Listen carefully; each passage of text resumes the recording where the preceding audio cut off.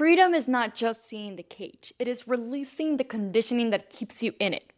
In this podcast, I expose my life, the distortions I spent years living in and mistaking for who I was. I invite you to confront what you've normalized and choose differently, so you can build a reality you fall in love with. Today in Undistorted Self. Okay, so now that you know what is making you feel trapped, stuck, or drained, you need to ask yourself, what need are you overriding? Because feeling stuck, trapped, or drained is signaling what in you're overriding or what you're not meeting for yourself.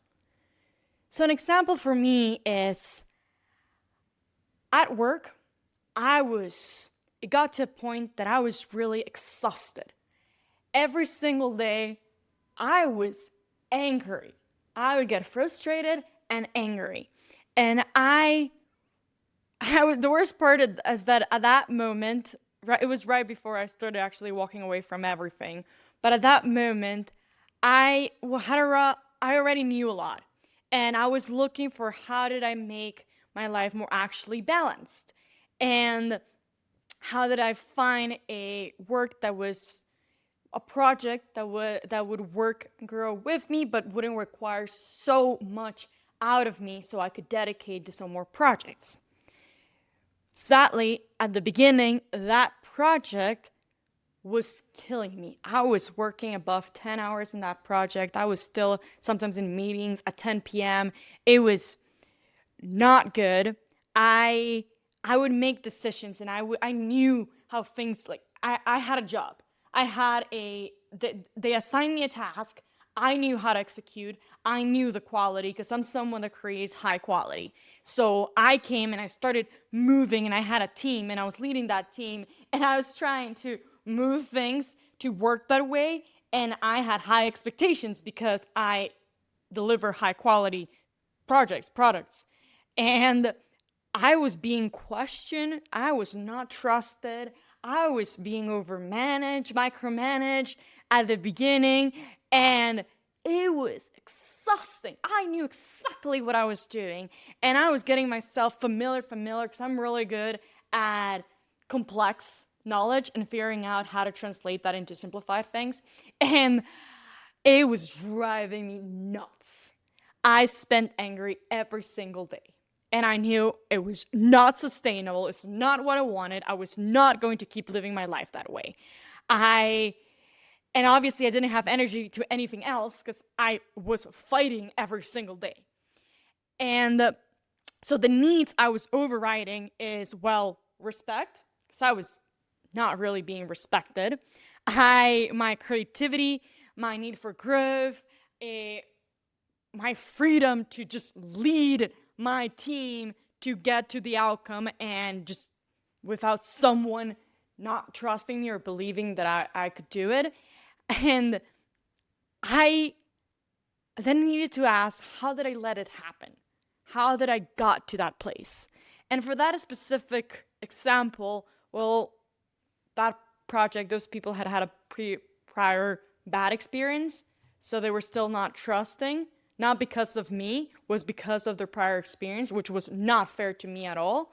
I was completely unmotivated. I was angry. I was still doing the stuff that I needed to do. But I did finally had a conversation and they started seeing how actually capable I was and they didn't need to be micromanaging all the time. So that was good.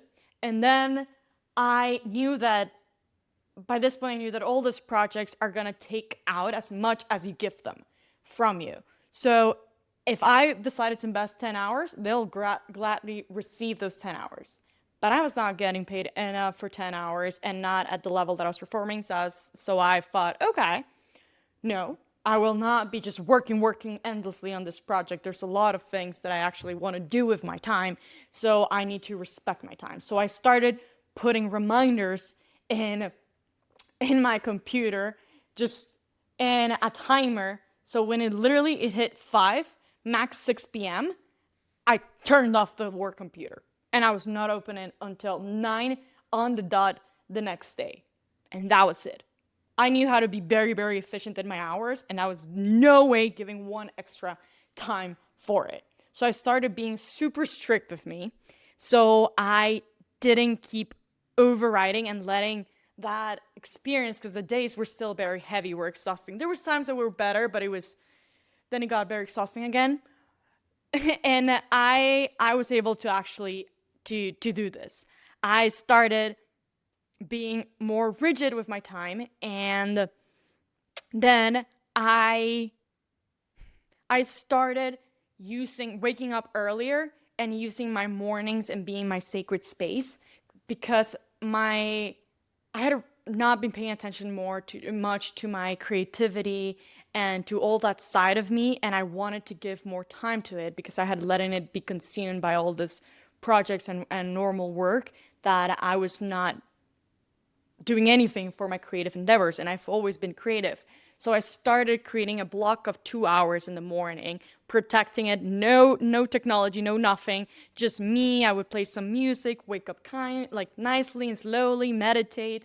I would cook. I would finally, for the first time, eat without working while eating. I was literally sitting in my sofa, drawing, eating. I would play the piano, and I would do these things to create this little moments in which I allowed myself to be creative. And it worked well for a while. It did work well. Eventually, while I was respecting my time and I had already done those edits, it started being exhausting again. It started being super draining.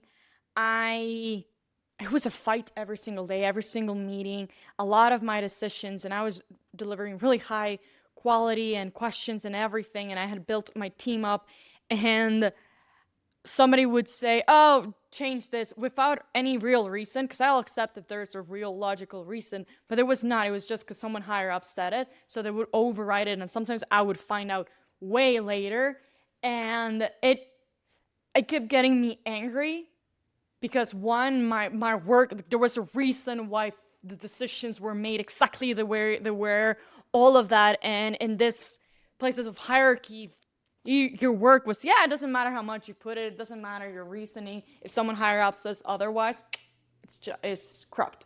And I couldn't take that. That was not freedom for me. I did not have creative freedom, time freedom. It was exhausting pouring yourself to something and then someone just chopping it off. And that started, not only getting exhausting, and that's when I asked, again, how did I let this happen? And I realized that I had come in with expectations to this job, and they were not really met. And I kept staying and waiting and defending, getting project after project and justifying and hoping that eventually they will be met, that my word was going to be worth something, that my reasoning wouldn't get overridden, and it didn't. No matter how long I waited, it didn't. I just got angrier and angrier and angrier. And then I asked, what is it? What is that? What is this consuming time from? And when I say this question, I mean from the things that actually make me feel free and alive and good. What is it consuming time from? And because even though I had already changed my schedule, I was still left angry and drained. So then my afternoons and nights, they already had this heavy energy. So I couldn't just pick up and do all the other projects that I actually wanted to do, because I was trying to do a lot of things at that moment for myself. I was starting to move away to do things for me. And I was bringing that heavy energy with me and pushing myself like, come on, you can do it, But my body was exhausted. My body was angry. My body didn't want to do it. It didn't. It had been killed off. That creativity, that force, it had been hijacked. And then I had to ask, what have I been ignoring? What in me, in order to make this happen, to push it, what have I been ignoring? And I realized that my body was insanely exhausted. There's too much that I was ignoring. There's certain pain that I hadn't fully sat with myself. There was a ton of accumulated exhaustion and anger. I had so much bottled up anger and frustration. And I had also been ignoring my creativity, my inner fire, my wanting to just do something and not be corrected. And I had to make a choice. So the final question you ask is, what do I need to do? So now that I have all this information about how I've been overriding, how did I let it happen? What is it consuming time? What have I been ignoring? Now, what do I need to do? So I asked this and I said, I need to leave. I need to walk away. I already gave it time. I've tried all of it. I needed to walk away. So I did. I said goodbye. I said, I'm leaving and all that. And it was good. And when I was walking away, because the cost to stay was way too high, because I couldn't spend any energy building what actually gave me freedom. So that meant cost too high. It's out. And I started to work to realize, every time that I overrode myself, I needed to, not override myself and see, okay, if I'm exhausted, I need to rest. So I started resting and working on that. I started whenever emotions, like feelings came up, I sat with it. So I started listening to myself, listening to my body signals, listening to what I truly needed and was asking for. I sat with myself and you shed all the tears you haven't shed, and you start seeing that once you start listening and sitting with yourself, more and more things start coming up. And you'll be surprised what you'll find. And things from when you were a kid are always going to pop up. There's a lot, and I had already done a lot of work at this point, but there's always more. And it was good. I started rebuilding that relationship, started creating trust. And when I say creating trust is when you've spent your entire life overriding yourself, overriding your needs, your own body doesn't trust you anymore. Your own body doesn't rely that if it cries out, you'll listen. That if it's begging you, like it is many ways it can speak to you, but it doesn't trust that you'll listen. So you need to teach it that you're actually willing to listen now. And you don't go in and say, hey, now I'm going to listen to you. No. It's actually, you have to give it repetition. So keep showing yourself you're there, you're listening, and do a following action. So I started speaking to myself. I started asking myself what I needed in that moment, just sitting with myself and even not doing anything, just sitting on the floor. Sometimes before I fully walked away, sometimes I would literally lay in the floor to calm my breathing. I was meditating a lot of the time and doing all this exercise. If I needed to do a little less intense of an exercise that day, I did it. If I just needed to do some semantic exercise, that's what I did. But I would try to communicate and ask what I needed. And then show my body that I was respecting it by doing it, by following.